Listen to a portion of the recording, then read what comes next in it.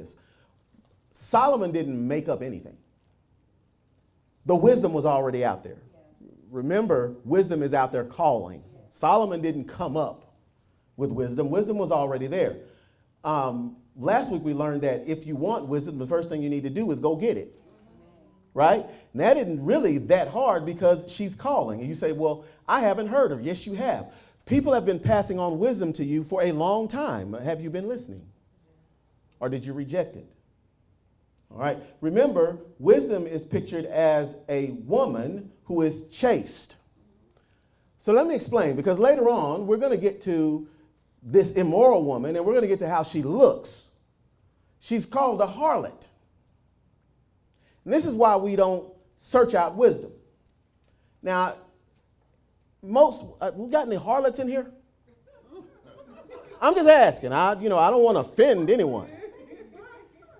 If you are or have been, maybe you've turned from your wicked ways. And if you are, let's stop the sermon and pray for you. Right? Now, if you've never been a harlot, then ladies, you probably looked at a harlot and said, I don't see what men see in that mess. Come on, I mean, tell you, you looked in the mirror and then you looked at the harlot and you said, I don't get it. I'm going to help you. There's something in the man that is drawn to that harlot. Or it wouldn't work. I'm just being, the men in here are looking at me like I'm crazy. They know it. They looked at the harlot and there's something about the harlot drew them. The harlot is a representation of evil, sin. That means the sin that is in us is drawn to that harlot. So this is why Solomon likes the personification of a woman. And what he's saying is, for a man, wisdom is a woman who is chaste. She's right. She's a good woman. It's the woman you want to take home to your mother. But for whatever reason, she's not always all that attractive. Have y'all not noticed that good is not all that attractive? It doesn't draw you. But evil somehow, that's because something in you is evil. All right? And God knows this. He tells us this. We call it total depravity. That's why evil is pictured as the harlot. She makes herself attractive. So today we're going to look at this harlot as well as look at the perspective that David was getting from his father. So the first thing we need to understand is this. You have to listen to wisdom and then speak knowledge. Now, let me explain. You will speak what you listen to. Amen. It never fails. You listen to something long enough, you will speak it. Right? If you're in the hip hop culture, you know how we know? Because you start speaking it. You start quoting rappers. Right? So if you're in the word, you start speaking the word. You start quoting scriptures. Now here's the funny thing. When you get deep into scripture, you'll actually quote the writer. Well, as Paul says. When you get real deep, you'll start not only quoting the writer, but you'll quote who the writer was talking to. Well, Paul says when he was writing to the Romans.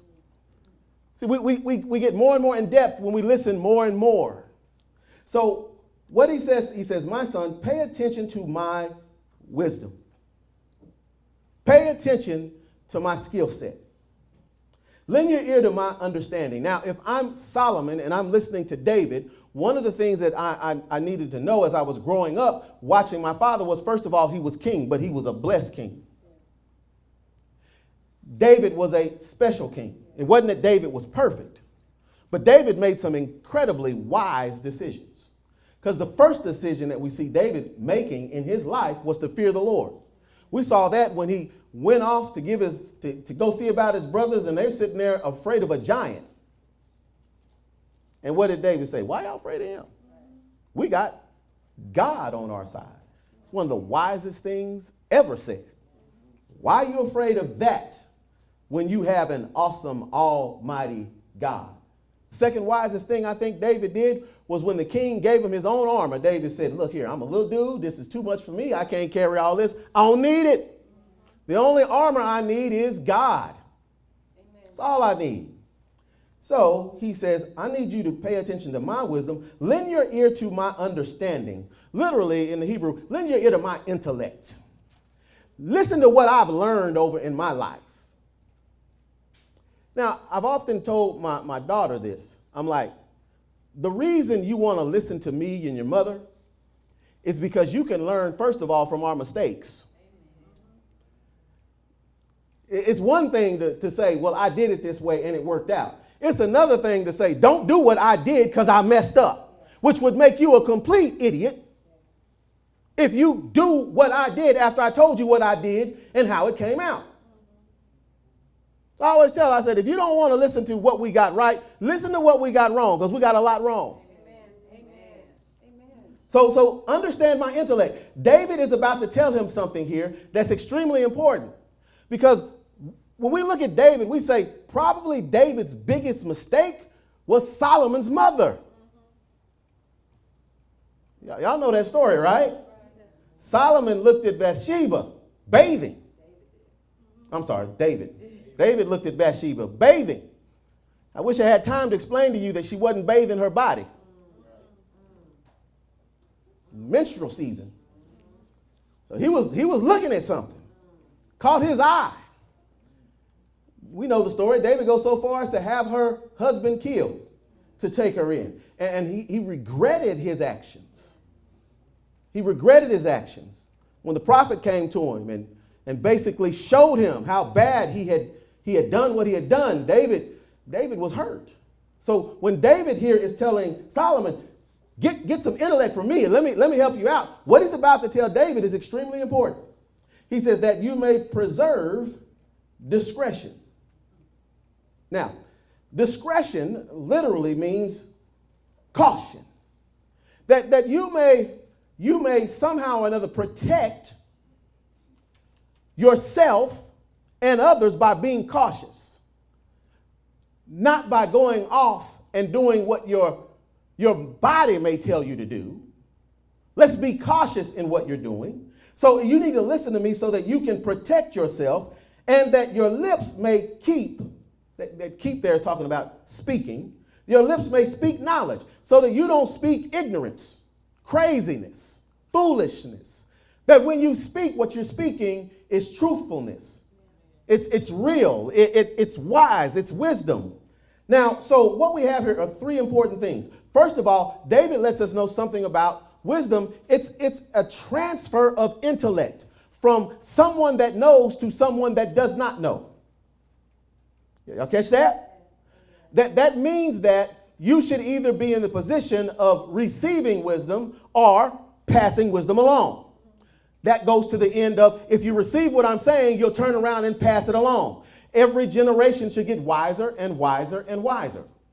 So the transfer of intellect is important. Number two, protecting the quality of careful speaking. Most wars are started by words. And I ain't talking about between countries. I'm talking about between people. Most issues come because we don't know how to talk to one another. We go off. Where off do we go? I'm off of what? Off of righteousness, we go off. When someone says I went off, I usually say off of righteousness. You left what was right, you got off of it. You went to what was wrong. And the funny thing is, we're proud about it. Well, I went off on them, did you? You just left God all by, boom, stand aside. Let all my Christian principles go. I went off. Who has gone off righteously? See, if you're righteous about it, you didn't go off. You stayed on point.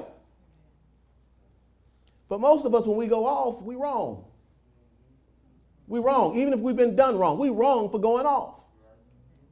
That's a problem we have. You know why we have that problem? That's because we don't have what we talked about last week, which was understanding. Remember, I said that we ought to get wisdom. But I also told you last week, David was clear when he's talking to Solomon, you need to get some understanding so that you know what the truth is. so that you're applying your wisdom to what is truthful. Because somewhere along the line, whether it be from mother, from father, from brother, sister, peers, whatever, we have learned that it is better to go off than to do what is right. I mean, we're so enamored with that, we prepare to go off. We just prepared for it. Got to go out here and deal with these people. First one say something to me, I'm going off. I'm ready. Not the first one say something to me, I'm going to pray. No, I'm going off. Might even practice what I'm going to say. That's why we cuss.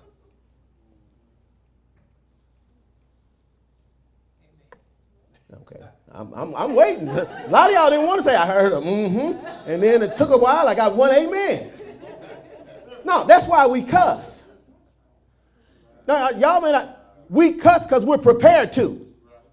We cuss because we're ready to. We cuss because we practiced it.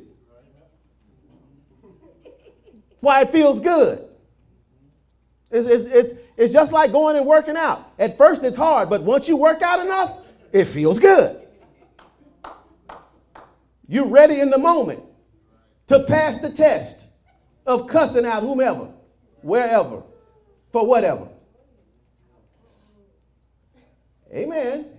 Y'all, I don't know why y'all don't want to tell the truth. Some of y'all so good at it. If you see a church member, you'll catch yourself.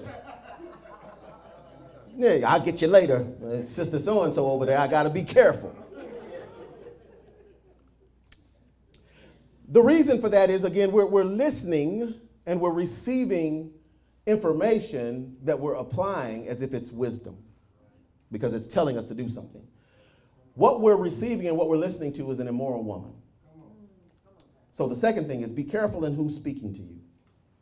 Verse 3 says, for the lips of an immoral, I said in your King James, it may say strange. Immoral woman here. Now, what is or who is this immoral woman? This is a woman for Solomon who has not been trained in his Hebrew godly culture. They don't have the same morality that has been given to him from his Deuteronomic raising. It's a fancy way of saying they had Deuteronomy. They were supposed to be living by that. And if they were living by that, then he would have been understanding quite clearly. And what David was trying to tell him was simple. Watch out for the immoral woman, someone who's not trained in what we believe, Solomon, because you're going to be king. So you got to be careful.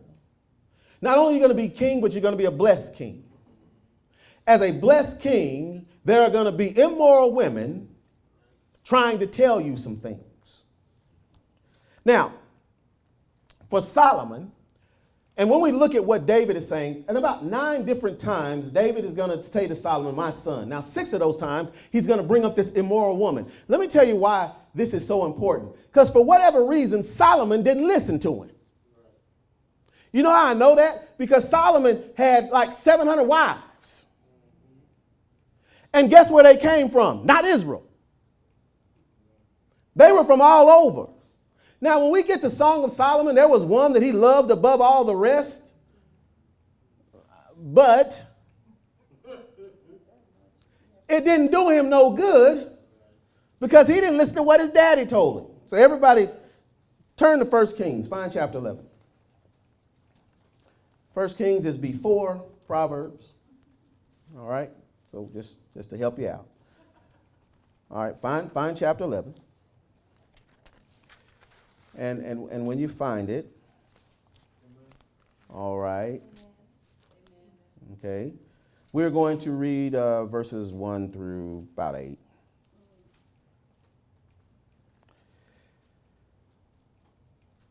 Or 11. Yeah, that's good. Okay, so I'm going to read this kind of quickly, and we'll walk through it. But King Solomon loved many foreign women. Y'all see that? That's the immoral woman. Many foreign women, as well as the daughter of Pharaoh. Now, y'all got to catch what this. Why single out the daughter of Pharaoh? Because it's Pharaoh. Where did the Israelites come out of? Right. Egypt, women of the Moabites, Ammonites, Edomites, Sidonites, and Hittites. He loved them all. From the nations of whom the Lord had said to the children of Israel, you shall not intermarry with them. Now, watch how wisdom works. See, this is when why did he tell them? Get some understanding. Understand what God has said. Don't what? Marry into other cultures. Now, watch. See, someone might come on and say, marriage is a beautiful thing. That's true.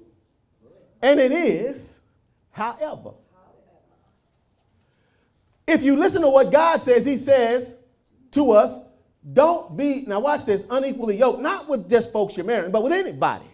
All right? It's with anybody. But my goodness, wouldn't that apply to marriage? Don't be unequally yoked. Don't get with somebody that doesn't have the same moral character you have, or at least believe in the same God you do, understanding the same Bible that you're supposed to obey, so you have a basis for having a discussion when you have a disagreement. I mean, one of the hardest things in the world to do with two Christians is when one of them say, well, let's go to the Word. Because now you done messed up and took the authority out of one of them's hands. Yes.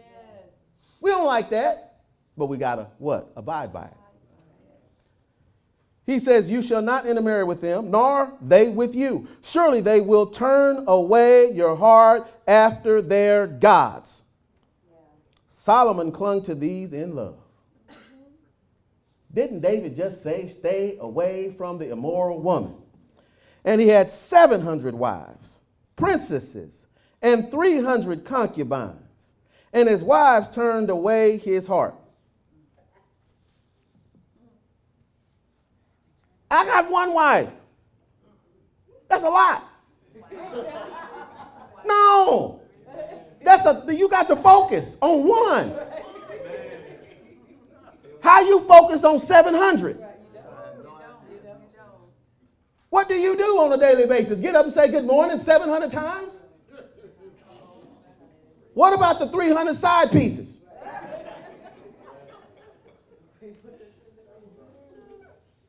You can call them concubine, but that's what they are. I think the term jump-offs.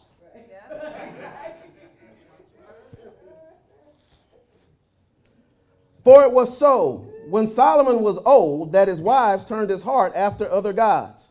Now, as he got older, you'd think he'd have been wiser. And his heart was not loyal to the Lord his God, as was the heart of his father David. For Solomon went after Ashtoreth, the goddess of the Sidonians, and after Milcom, the abomination of the Ammonites. Solomon did evil in the sight of the Lord and did not fully follow the Lord as did his father David. And the reason you keep saying did his father David, because we see David told him not to do this. Then Solomon built a high place for Chemosh, the abomination of Moab, on the hill that is east of Jerusalem, and for Molech. Now, of all, Molech. Let me explain why Molech sticks out to me. Molech was the god that they burned babies to. Molech was, when Jesus was talking about what hell was like, he was talking about how they burned babies in Molech. The abomination of the people of Ammon. And he did likewise for all his foreign wives. Likewise.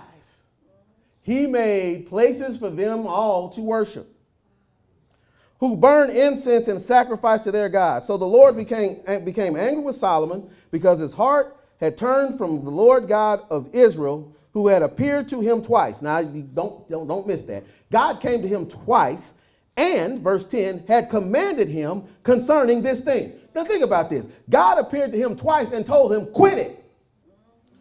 That he should not go after other gods, but he did not keep what the Lord had commanded. Therefore the Lord said to Solomon, this is why when you read the Bible and you want to know why Israel split up, it was because of Solomon. Watch this. Because you have done this and have not kept my covenant and my statutes, which I have commanded you, I will surely tear the kingdom away from you and give it to your servant.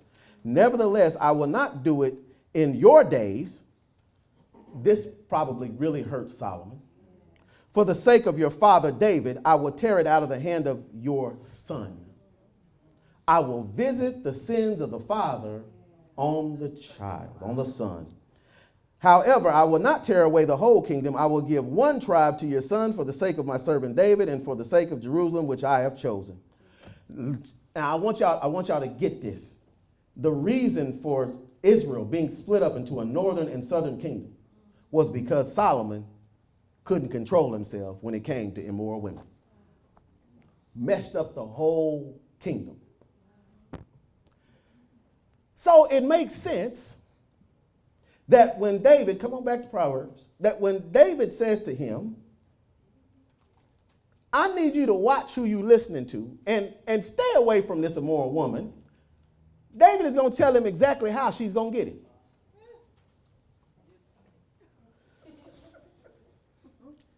Because he says, for the lips of an immoral woman drip honey. Now, wait a minute. I ain't worried about this. Or should I be? I should be, because for us, this immoral woman dripping honey is extremely important. Because what we find out in Proverbs 9 and 13, this foolish woman that we're talking about is the same immoral woman. And when you look in chapter 7 and through verses 4 and 5, you'll see the same woman again talked about. She is the epitome of foolishness. So for us, by extension, what David is saying to us is he's saying, don't listen to foolishness because she's an immoral woman. Like she would do to my son directly, foolishness will do to you spiritually because she's an immoral woman and you're in the position of my son. First of all, her lips will drip honey. Now, when I looked at dripping honey, for some reason, the Holy Spirit brought to my mind Cracker Barrel.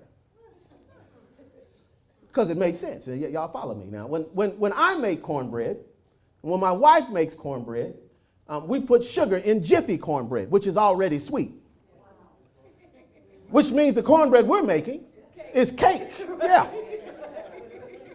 It's sweet. You don't need nothing. I promise. You get you a glass of milk, you can go to work. But when I go to Cracker Barrel, we always get the cornbread and the rolls. Now, they don't make sweet cornbread. That's that cornbread. You know, you cut it, it crumbles. Won't even stick together right. But what we ask for is some honey. And it just takes a little drop or two, and all of a sudden, that cornbread is good. It's good. It's so good, you don't even need nothing to drink with it. It's something that was kind of dry and not flavorful, that all of a sudden, because of the honey, now once I get a bite of it, I want some more of it. I'll tell myself I'm only going to eat one because I don't want to spoil the dinner that's coming. But, you know, another one goes by, and the next thing you know, hey, can y'all bring another basket of, just bring out the cornbread. I don't need the rolls. I want the cornbread because I got honey. Honey will make anything sweet. Here's the problem. Her message, we will see later, is bitter. It's destructive. But because she done put some honey on it, it's sweet. He's telling him, stay away from the immoral woman. Now, he's literally saying here, she's immoral. That's the hint. Here comes what Solomon should do. Okay, a woman is about to talk to me. Does she know Jehovah? No. That means that whatever she has to say is probably going to be contrary to what God would want. So I need to listen to her through God's ears so that I can understand that what she's saying, have some discernment and understand it's wrong, no matter how sweet it might sound. I'm listening to an immoral woman. Here's where we get into trouble with our pop culture. Our pop culture drips honey. It drips honey. Not only does it drip honey, it says, and her mouth is smoother than oil. That means she's slick. She's slick with her words. She's dripping honey and she's slick. She'll slide it in there on you. In our pop culture, we get this in our politics all of the time. Dripping honey. It's funny. We'll sit back and wonder why in the world we fall for this stuff while we're falling for it. I don't like to get into politics, but this is a perfect prime example. So, that's why I'm going to say this. But the other night, they had some presidential candidates who were talking, and they were talking about a lifestyle that biblically we know to be wrong. It's wrong. One of the candidates said that if churches refuse to accept this lifestyle, then the churches should lose their tax exemption. And the people went wild. And the argument that was being made dripped with honey. And it was slick. But you know what? It was anti-biblical.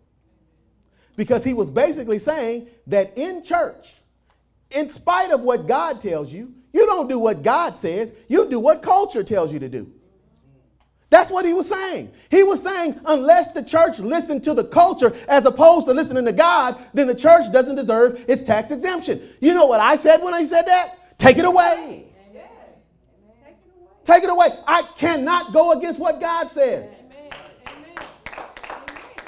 Even though in his argument it sounded pretty. He used words like love, sweet. Acceptance, oh, how wonderful. That stuff, yes, honey, all over it. His voice was smooth when he said it. And then I go and I prepare for this and I said, that's it. There it is right there. That's what happens. It's our pop culture. It's the culture that morally changes. Things that are acceptable now were not acceptable when I was a kid. The way people act now, they would never have acted that way when I was a kid.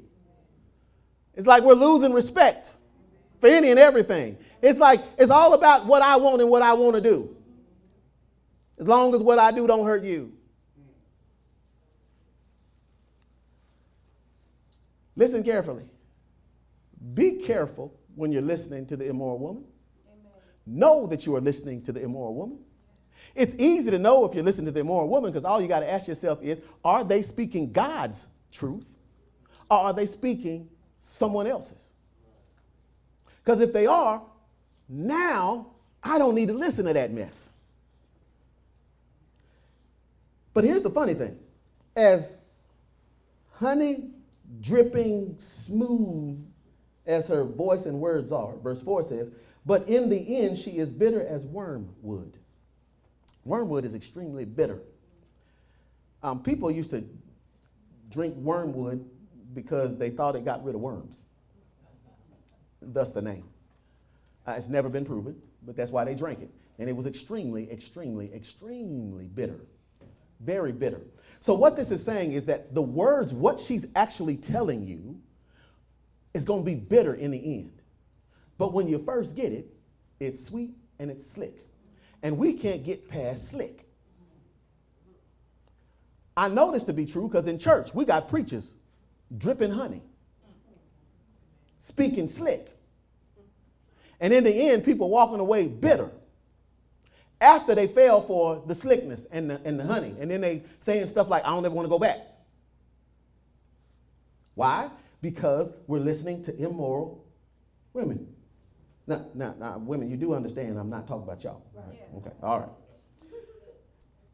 Her words are also dangerous, sharp as a two-edged sword. What he's saying here, while you getting the honey and the slickness, and it's all good, not only is it bitter, but it'll kill you. That two-edged sword will cut you going both ways. It'll poke you and cut you. It's a weapon. Her words are a weapon. So he's saying, the third thing is, listening to her can get you killed. Verse 5 says, her feet go down to death. Now, the word feet there, we know that when we say, and the New Testament talks about your walk, we know your walk is the way you live. Your feet carry you. Now, what's carrying you in the way you live is your mind.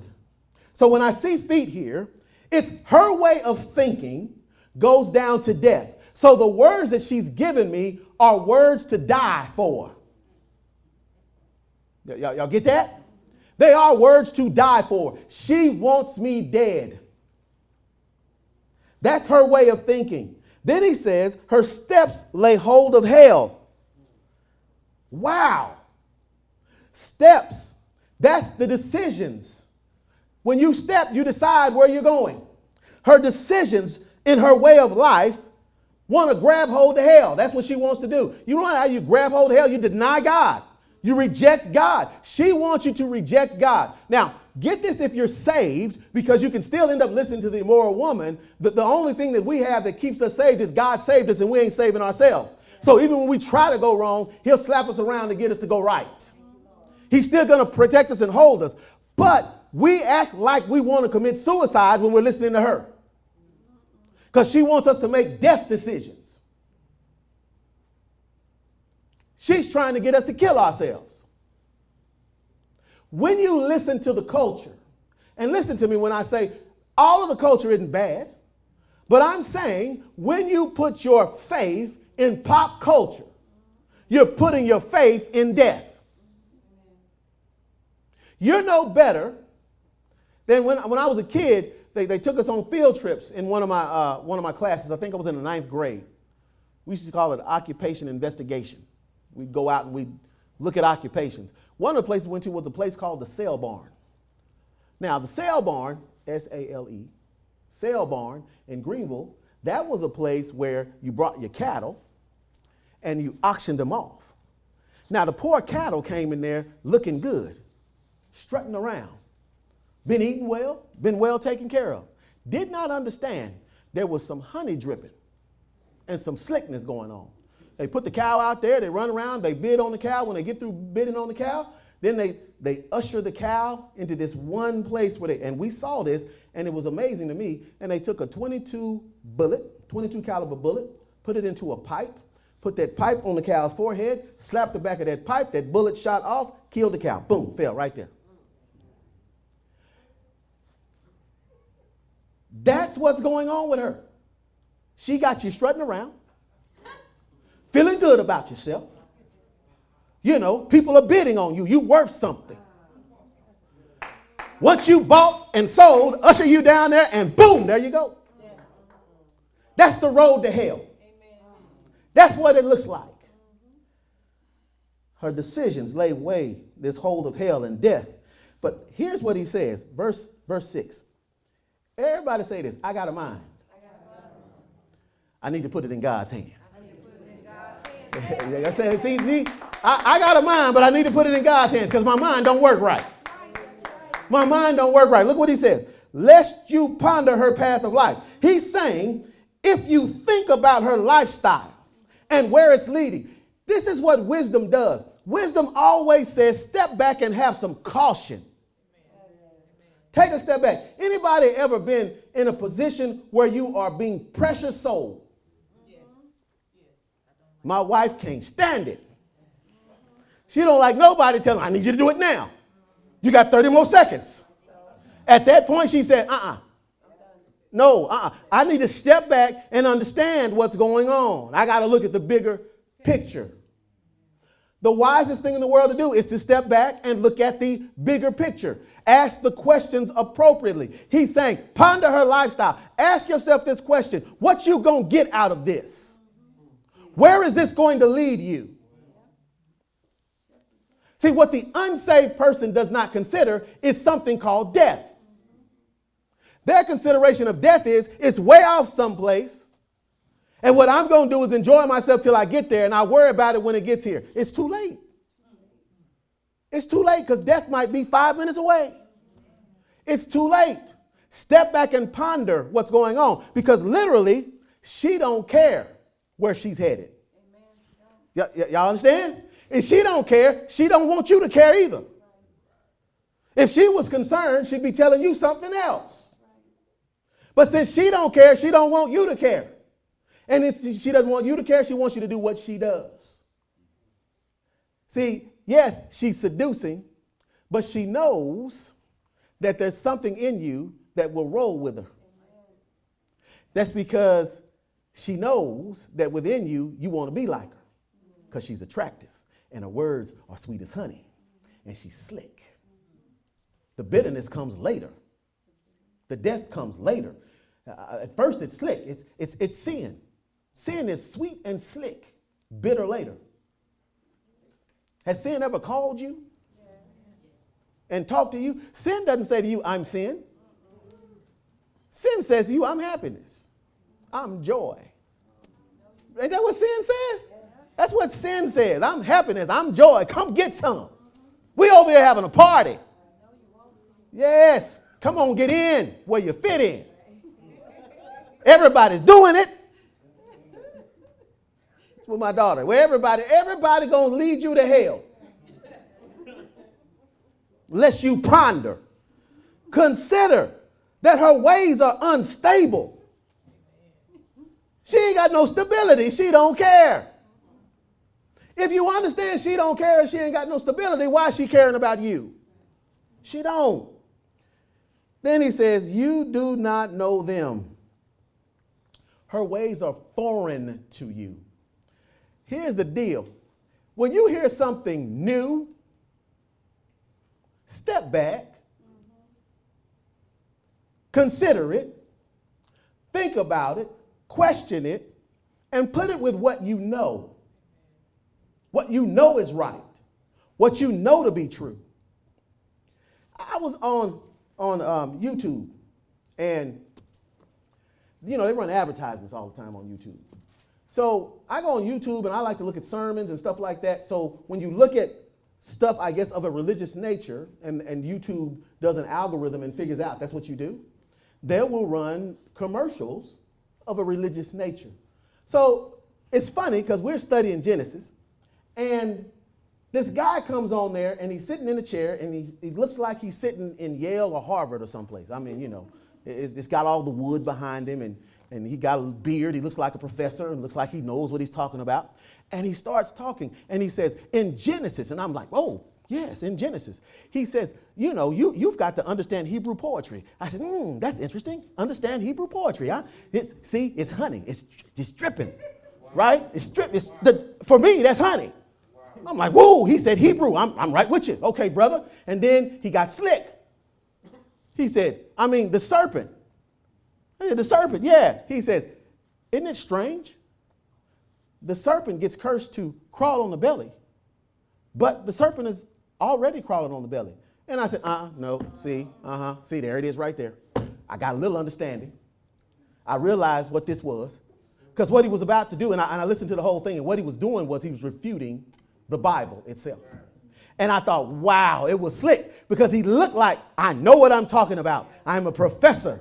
I'm all of this. There's a website you can go to pick up what I'm talking about. Think about how crazy this is. That serpent is already on his belly, and he gets cursed to be on his belly. Wrong. The serpent was walking. You don't believe me? Come Wednesday night and we'll see. God bless you. Let's come together.